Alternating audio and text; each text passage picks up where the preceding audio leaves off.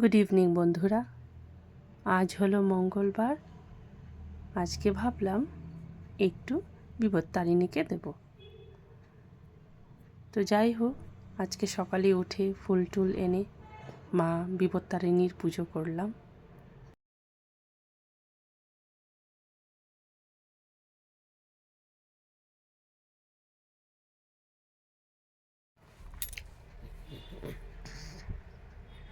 যাই হোক, পুজোটা ভালোই হয়েছে। ঘরে করেছি সাগু, কলা, চাল, আম, লিচু, নারিকল, মিষ্টি, সন্দেশ আর একটু সাথে পান সুপারি। এই যে আমার ঘরের ঠাকুরকেও একটু সাথে সাথে দিয়ে দিলাম। ওনারা হলো রামকৃষ্ণ ঠাকুর, সারদা মা, স্বামী বিবেকানন্দ।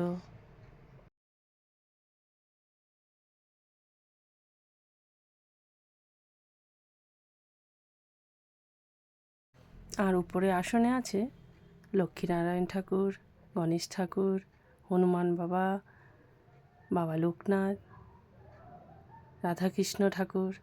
তো সবাইকে আমি আজকে দিয়ে দিলাম। রোজই দেওয়া হয়, কিন্তু আজকে একটু বিপত্তারিণীকে দিলাম।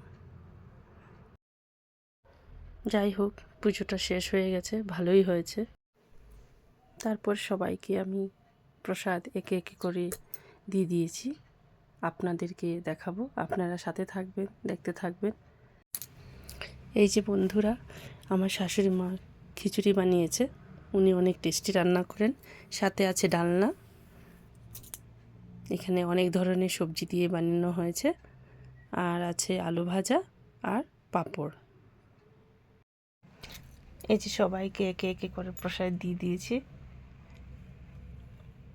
আমার মা এসছিলেন, উনি খেয়ে বলছিলেন যে আজকে খিচুড়িটা অনেক স্বাদ হয়েছে।